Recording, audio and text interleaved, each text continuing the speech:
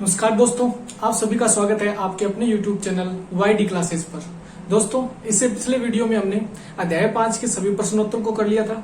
आज हम चर्चा करने वाले हैं कि इस अध्याय 5 से पिछले वर्षों में जो भी पेपर्स हुए हैं, पिछले वर्षों में जो भी प्रश्न पत्र आए हैं बोर्ड एग्जाम्स के, उनके अंदर कैसे कैसे प्रश्न आए हैं और उन पे आज हम चर्चा करेंगे। तो चलिए शुरू करते हैं। सबसे पहले ये जो बुक्स लगी थी वो 2017-18 के सेशन में लगी थी और 2018 का जो बोर्ड मॉडल पेपर था, 2018 में पहला पेपर हुआ था और उस दौरान उन्होंने जो मॉडल पेपर जारी किया था उसमें इस अध्याय 5 से जो प्रश्न पत्र में उन्होंने मॉडल पेपर में जो दिए थे प्रश्न, वो मैंने बोर्ड पे लिखे हैं। और उस वक्त यानी कि इस सेशन से पीछे वाले सेशन में ये लेसन जो है वो सिर्फ 4 नंबर का था, यानी पूरे 80 मार्क्स के 80 नंबर के प्रश्न पत्र में केवल 4 नंबर का ही वेटेज था इस लेसन का, चैप्टर 5 दैनिक जीवन में रसायन का।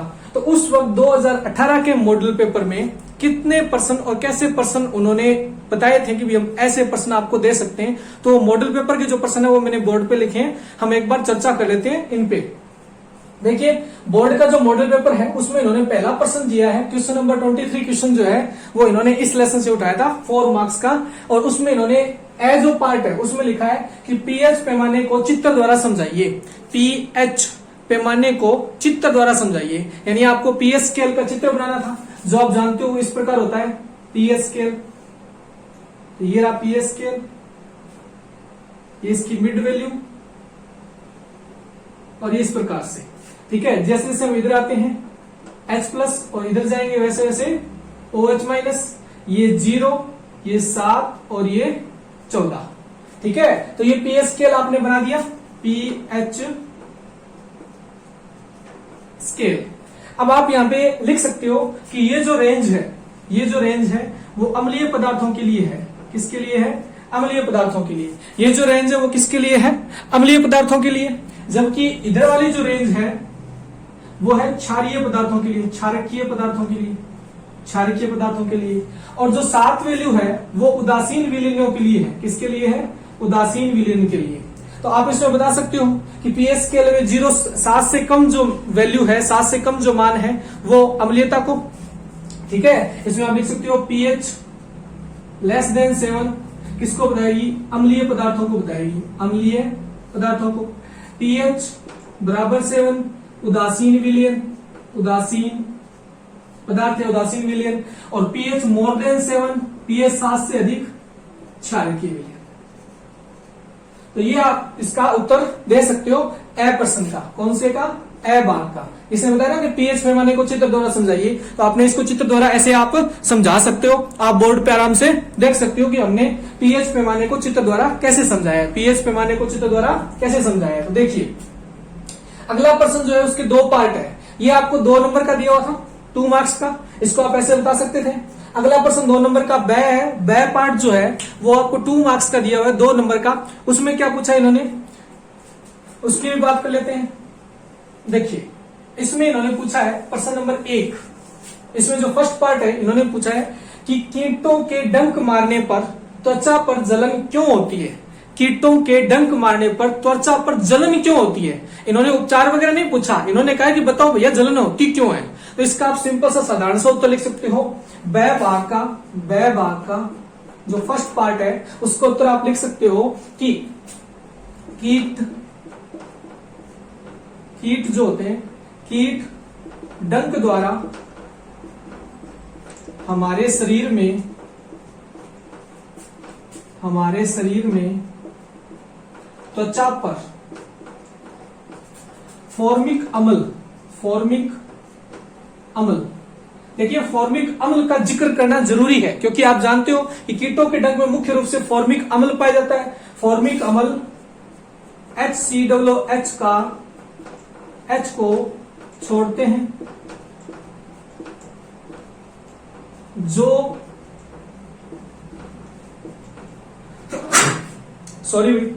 जो उस स्थान पर जलन पैदा करता है। क्या करता है? जलन पैदा करता है। तो क्या हुआ? आपने इसका उत्तर दे दिया कि कीटों के त्वचा पर डंक मारने पर जलन क्यों होती है। तो आपने लिख दिया कीट डंक द्वारा हमारे शरीर में त्वचा पर फॉर्मिक अम्ल को छोड़ते हैं, जो उस स्थान पर क्या पैदा करता है, जलन पैदा करता है। तो ये इसका कारण आपने बता दिया। इसमें पूछा ना जलन क्यों पैदा करता है, तो आपने वो कारण बता दिया। अगले प्रश्न पे बात करते हैं।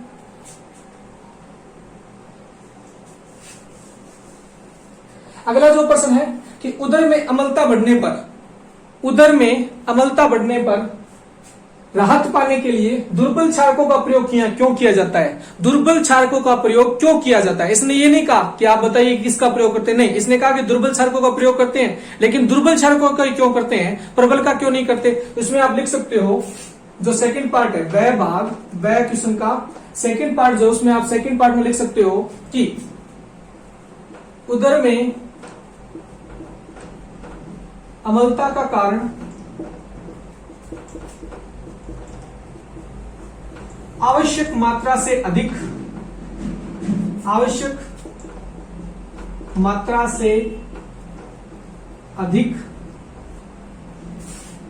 हाइड्रोक्लोरिक अम्ल का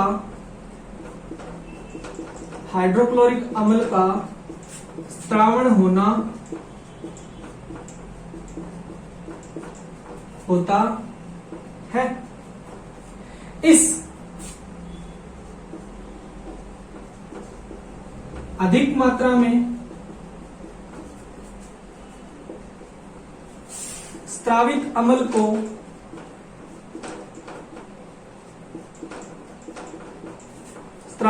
को उदासीन करने के लिए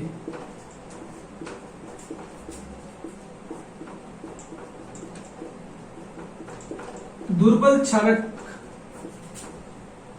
क्षारक का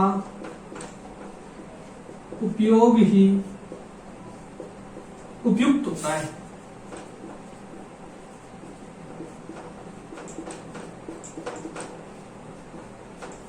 देखिए रियलिटी में होता क्या है कि हमारे पेट में कुछ मात्रा में अम्ल होना जरूरी है, क्योंकि भोजन को वो पचाएगा। लेकिन अगर अधिक मात्रा में स्रावित हो जाए तो हम कहते हैं कि अम्लता हो गई। अब उस अधिक मात्रा में जो स्रावित अम्ल है उसको हमें क्या करना है, उदासीन करना है। तो उसके लिए हम क्या करेंगे, दुर्बल क्षारक का उपयोग करेंगे, क्योंकि वो अम्ल बहुत कम मात्रा में होता है, लेकिन एक निश्चित मात्रा तक तो हमें पेट में चाहिए। अगर हम प्रबल अम्ल का उपयोग कर लेंगे तो वो कंप्लीटली क्या कर देगा, उदासीन कर देगा, और उससे क्या हो सकती है, कब्ज की समस्या उत्पन्न हो सकती है। तो हम इसमें इतना उत्तर देंगे कि उदर में अम्लता का कारण आवश्यक मात्रा से अधिक हाइड्रोक्लोरिक अम्ल का स्त्रावण होना होता है। उदर में अम्लता का कारण आवश्यक मात्रा से अधिक हाइड्रोक्लोरिक अम्ल का स्त्रावण होना होता है। इस अधिक मात्रा में स्रावित अम्ल को उदासीन करने के लिए दुर्बल क्षारक का उपयोग ही उपयुक्त होता है। यानी अधिक मात्रा में जो स्रावित अम्ल है, जो आवश्यकता से अधिक स्रावित हुआ है, उसको उदासीन करने के लिए हमें दुर्बल क्षारक है ना, उसी का उपयोग करना बेहतर रहता है। तो ये इसका उत्तर होगा, आप बोर्ड पे देख सकते हैं।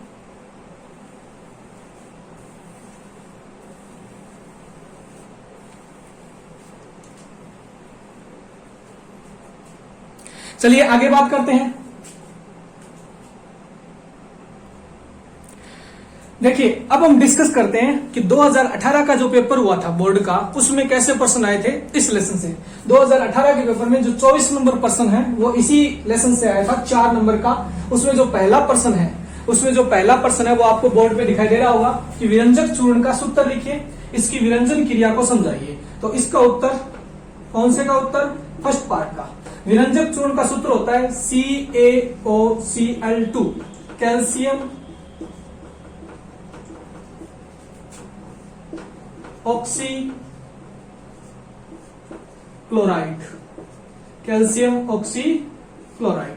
विरंजक चूर्ण का सूत्र, और ये नाम होता है तो हमने लिख दिया विरंजक चूर्ण का सूत्र।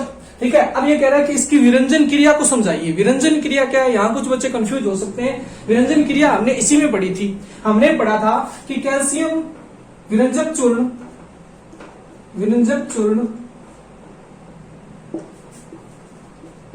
क्लोरीन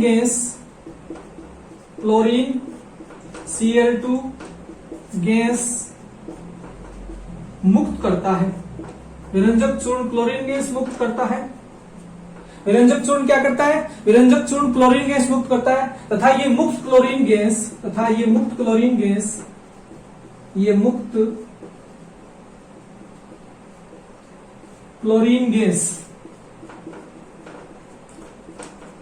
जल से क्रिया करके परमाणविक ऑक्सीजन मुक्त करती है। क्या मुक्त करती है? परमाणविक ऑक्सीजन मुक्त करती है। परमाणविक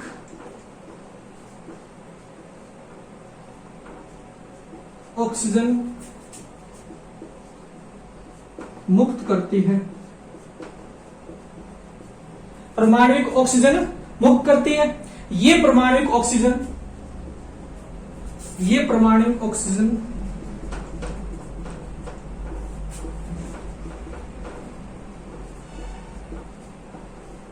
रंगीन पदार्थों से क्रिया करके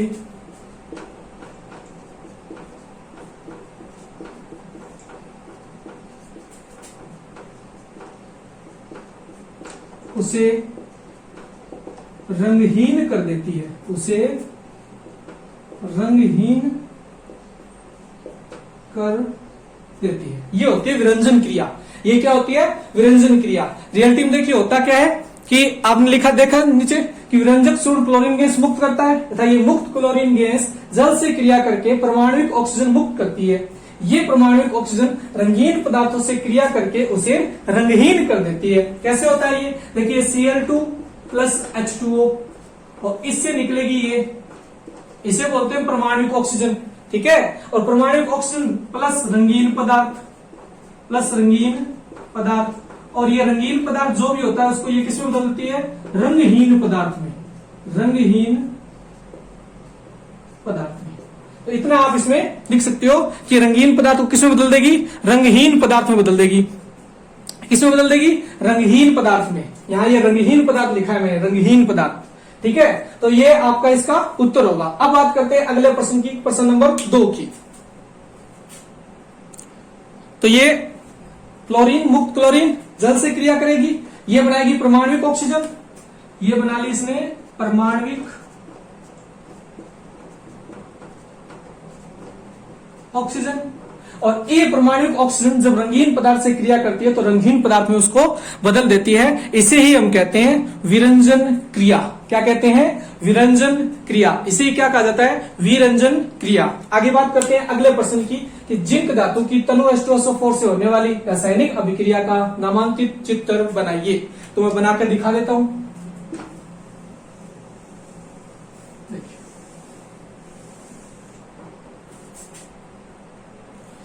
जिंक धातु की तनु H2SO4 से होने वाली रासायनिक अभिक्रिया का नामांकित चित्र बनाइए। इसने आपसे चित्र बनाने को कहा है, अभिक्रिया लिखने को नहीं कहा। तो 2 नंबर में आप चित्र बना दीजिए। कैसे? मान लीजिए ये एक स्टैंड है, इस प्रकार से, और यहां एक आपने परखनली लगाई हुई है। ये एक आपने मान लिया परखनली है। इस परखनली में ये जो है ये तनु H2SO4 अम्ल घुला हुआ है। ये क्या है? तनु H2SO4 अम्ल। ये क्या है? तनु H2SO4 अम्ल। इसमें मैं कुछ मात्रा में क्या मिला देता हूं? जिंक की धातुएं डाल देता हूं। ये जो लाल कलर में आपको दिखाई दे रही है ये जिंक के टुकड़े हैं। ठीक है, ये जो लाल कलर में आपको दिखाई दे रहा है ये जिंक धातु है, जिंक धातु। ठीक है, अब आपने ये डाल दी। अब यहां से आप क्या कीजिए, इस पूरे से एक जो नली है वो निकालिए इस प्रकार से, और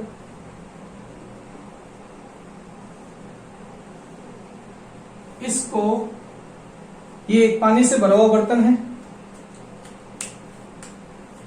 ये पानी से भरा हुआ एक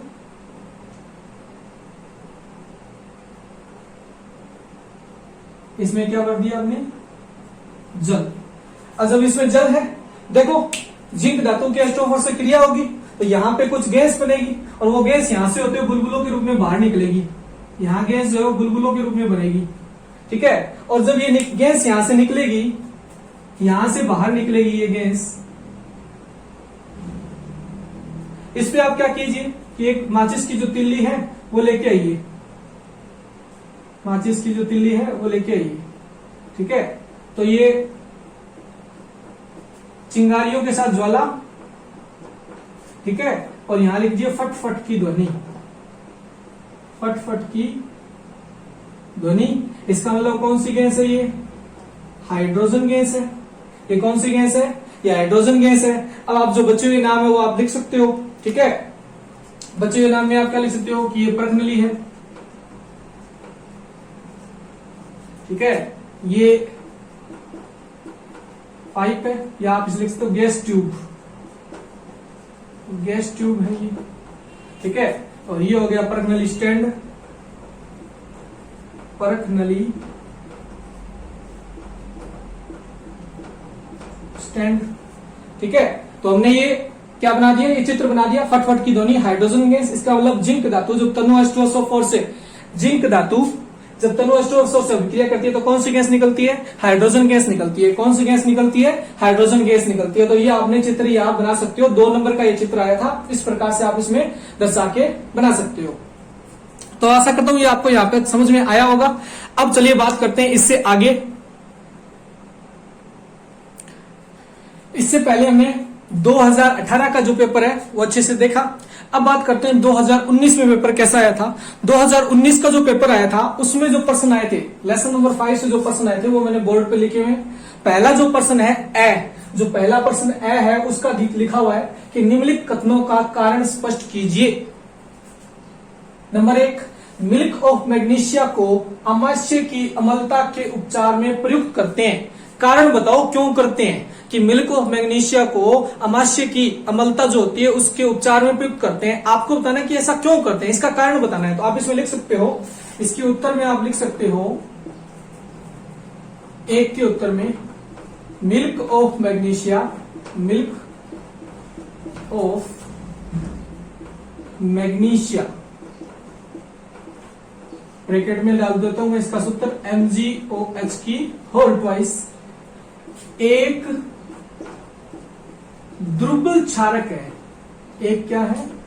दुर्बल क्षारक है, एक दुर्बल क्षारक है। देखिए क्षार और क्षारक में फर्क होता है। क्षारक क्या होते हैं? जल में घुलनशील जो क्षार होते हैं ना, जल में घुलने वाले क्षार, उनको क्षारक कहा जाता है। MgOH की whole twice, milk of magnesia एक दुर्बल क्षारक है तथा यह अतिरिक्त मात्रा में अमाशय में उत्पन्न, अमाशय में अतिरिक्त मात्रा में उत्पन्न, अतिरिक्त मात्रा में उत्पन्न अम्ल को उदासीन कर देता है, ठीक है। तो इसका आपने रीजन दे दिया कि milk of magnesia, magnesium hydroxide एक प्रकार का दुर्बल क्षारक है और यह अमाशय में उत्पन्न अतिरिक्त अम्ल की, अमाशय में अतिरिक्त मात्रा में उत्पन्न अम्ल को उदासीन कर देता है और हमें राहत प्रदान करता है, जिससे हमें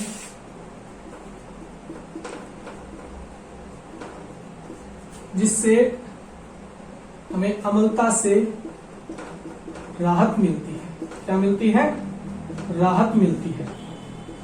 जिससे हमें अम्लता से क्या मिलती है? जिससे हमें अम्लता से राहत मिलती है। अब ये इसका उत्तर हो गया कि क्यों करते हैं, तो आपने ये बता दिया, ठीक है। ऐसा क्यों करते हैं, इसी का उपयोग क्यों करते हैं, नंबर 1।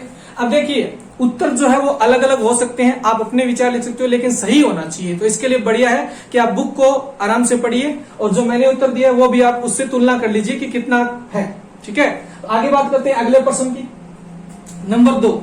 इसी में जो नंबर 2 है उसमें लिखा हुआ है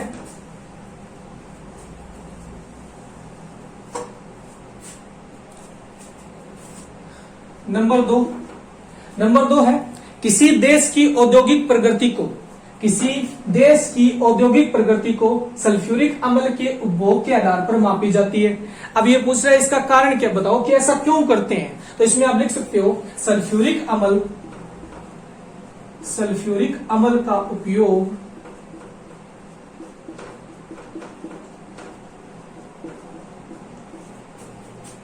सर्वाधिक मात्रा में उद्योगों में किया जाता है। उद्योगों में किया जाता है, जैसे कार निर्माण व बैटरी उद्योग आदि। कार निर्माण, बैटरी उद्योग आदि, ठीक है। और भी बहुत सारे उद्योग हैं। अतः किसी देश में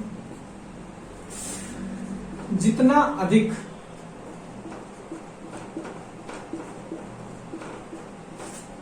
सल्फ्यूरिक अम्ल का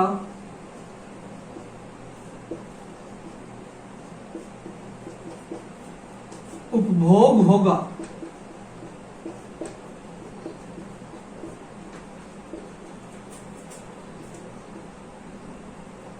उतना ही अधिक वहां के उद्योग विकसित माने जाते हैं। तो देखिए आपने क्या लिखा कि सल्फ्यूरिक अम्ल जो है उसका सर्वाधिक उपयोग जो है वो उद्योगों में किया जाता है। अतः किसी देश में जितना अधिक सल्फ्यूरिक अम्ल का उपभोग होता है उतना ही अधिक वहां के उद्योग विकसित माने जाते हैं। तो आप लिख सकते हो इसका कारण ये है कि जितना अधिक सल्फ्यूरिक अम्ल का उपयोग होता है उतना ही अधिक वहां के उद्योग धंधे विकसित माने जाते हैं। तो इससे हम पता लगाते हैं कि उसके आधार पर, तो आप लिख सकते हो इसीलिए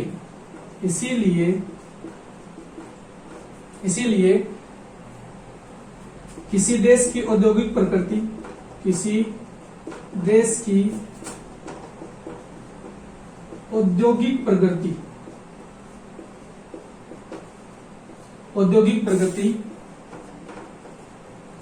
सल्फ्यूरिक अम्ल के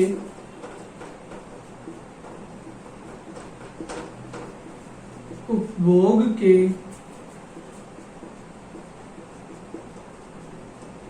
आधार पर मापी जाती है। तो आप इसमें ये लिख सकते हो, किसी देश की औद्योगिक प्रगति जो है वो सल्फ्यूरिक अम्ल के उद्योग के उपभोग के आधार पर मापी जाती है। तो देखिए आपको उत्तर जो बोर्ड पे दिखाई दे रहा होगा। दूसरे प्रश्न का ये उत्तर थोड़ा थ्योरेटिकल है, भी आपको लैंग्वेज लिखनी पड़ेगी, लेकिन आप अपनी मर्जी से अपने शब्दों में भी इसका आंसर दे सकते हो, क्योंकि आपको पढ़ाया गया है कि ऐसा करते क्यों है। सर्वाधिक उपयोग जो है इसका उद्योगों में ही करते हैं, तो जितना ज्यादा इसका उपयोग होगा उतना ही मतलब उद्योग विकसित है, तो इसीलिए इसका उपयोग जो है वो औद्योगिक प्रगति को मापने के लिए किया जाता है। तो ये था हमारा 2019 का पेपर। अब इसमें जो अगला क्वेश्चन है वह, अभी तक जो हमने चर्चा की वो ए क्वेश्चन की ए क्वेश्चन के 2 पार्ट थे, दोनों पार्ट को हमने समझा। वह जो प्रश्न है वो है कि हाइड्रोजन गैस बनाने का नामांकित चित्र बनाइए। ये वही प्रश्न है जो इससे पहले वाले साल में इस क्वेश्चन को बदल के अलग तरीके से पूछा था। उसने पूछा था कि जिंक धातु की जब तनु H2SO4 से अभिक्रिया करवाते हैं तो जो रासायनिक अभिक्रिया होती है उसका नामांकित चित्र बनाइए। हम वहां भी जानते थे कि वहां पे भी हाइड्रोजन गैस का निर्माण होता है। इसका मतलब क्वेश्चन तो वही है, लेकिन इस बार भाषा बदल दी गई है। प्रश्न तो वही है लेकिन भाषा बदल दी गई है, तो उत्तर तो वही रहेगा ना, उत्तर थोड़ी ना बदलेगा। तो आप इसमें सेम चित्र वो बना सकते हो। चलिए बात करते हैं उसकी भी।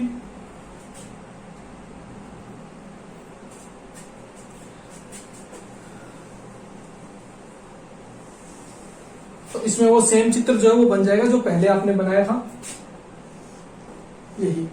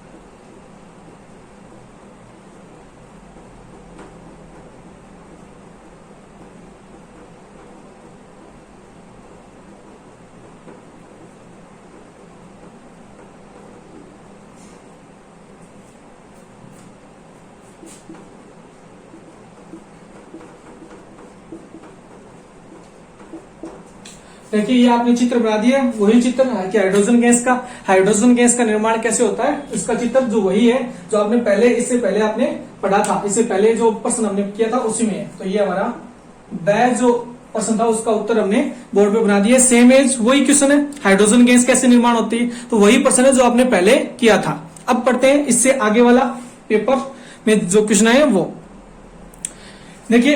अब शुरू करते हैं 2020 जो पेपर हुआ था, 2020 के साल में जो पेपर हुआ था बोर्ड का, उसमें किस प्रकार के प्रश्न आए थे इसी लेसन नंबर 5 से। तो देखिए सबसे पहला जो प्रश्न आया था, प्रश्न नंबर तो 24 पे आता था, ये 4 नंबर का आता था, ठीक है। और इसके जो मार्क्स है वो मैंने नहीं लिखे हैं, लिख देता हूं मैं, ठीक है। तो ये आया था 1 + 1 + 2 यानी 1 + 1 + 2 = 4। इस प्रकार के फॉर्मेट में प्रश्न आया था। तो शुरू करते हैं इसके आंसर। सबसे पहला जो क्वेश्चन नंबर 24 में, प्रश्न नंबर 24 में जो ए पार्ट है उसमें लिखा हुआ है विरंजक चूर्ण का रासायनिक नाम व सूत्र लिखिए।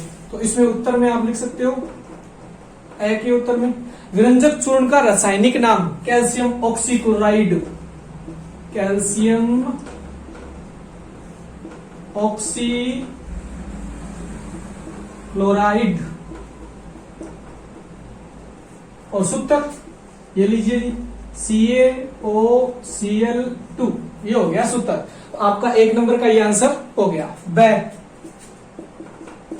बै क्या है, अम्ल क्षार की आरएनएस अवधारणा को लिखिए, अम्ल क्षार की आरएनएस अवधारणा को लिखिए। इसमें आप लिख सकते हो आरएनएस के अनुसार,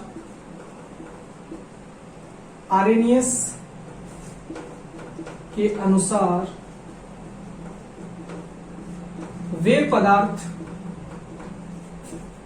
जो अपने जलीय विलयन में H+ आयन, हाइड्रोजन आयन का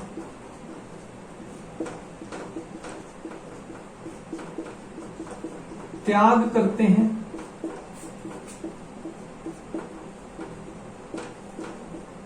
अम्ल तथा वे पदार्थ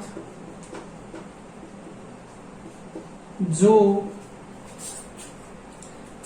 अपने जलीय विलयन में हाइड्रोक्सिल आयन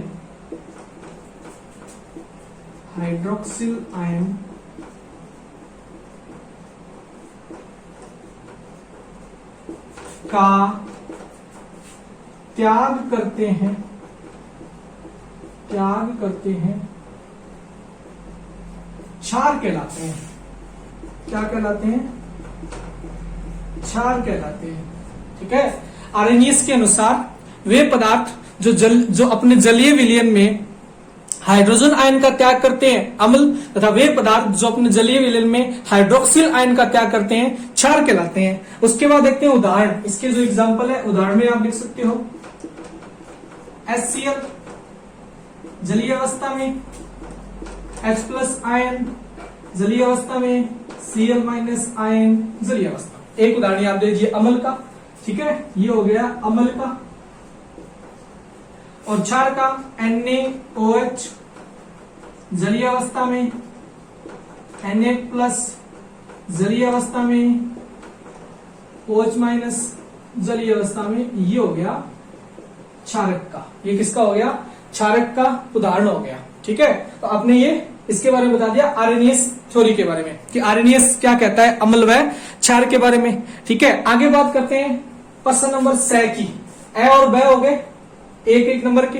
प्रश्न नंबर 6 फिर रिपीट हो गया, यानी इससे पहले वाले साल में, इससे पहले वाले दोनों साल के अंदर जो प्रश्न आया था वही प्रश्न दोबारा आ गया कि धातु की अम्ल के साथ होने वाली अभिक्रिया का नामांकित चित्र बनाइए।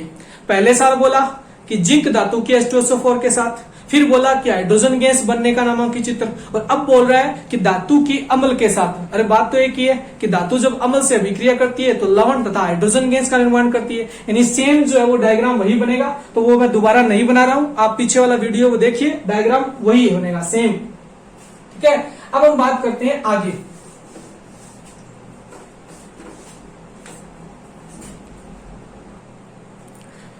तो अब हम बात करते हैं 2020-21 यानी अब जो आपका एग्जाम होने वाला है उसके लिए जो बोर्ड ने मॉडल पेपर जारी किया है तो संशोधित सिलेबस था।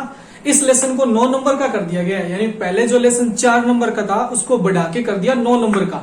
और देखिए बोर्ड ने अपने जो मॉडल पेपर है उसमें बताया कि किस प्रकार के प्रश्न वो देगा माफ कीजिएगा, कि बोर्ड ने अपना जो मॉडल पेपर जारी किया है उसमें उसने बताया कि किस प्रकार के प्रश्न जो है वो पेपर में आ सकते हैं। तो हम बोर्ड के जो मॉडल पेपर में प्रश्न आए हैं उनकी चर्चा कर लेते हैं। सबसे पहला एक आएगा आपका सबसे अति लघुत्रात्मक या मल्टीपल चॉइस क्वेश्चन, जिसमें आप विकल्प आपको दिए जाएंगे, चॉइस जो आपकी होगी और आपको 4 ऑप्शन में से एक आंसर चुनना होगा। उसमें इसने जो मॉडल पेपर में प्रश्न आया है वो आया कि इमली में पाए जाने वाला अम्ल है। इसका मतलब वो अम्ल के प्राकृतिक स्रोतों पर बात कर रहा है। तो हम जानते हैं कि इमली में कौन सा अम्ल पाया जाता है, सिट्रिक अम्ल तो नहीं पाया जाता, एसिटिक अम्ल नहीं पाया जाता, हाइड्रोक्लोरिक अम्ल नहीं मिलता, टार्ट्रिक अम्ल मिलता है। तो हमारा आंसर हो जाएगा टार्ट्रिक अम्ल। क्या हो जाएगा? टार्ट्रिक अम्ल।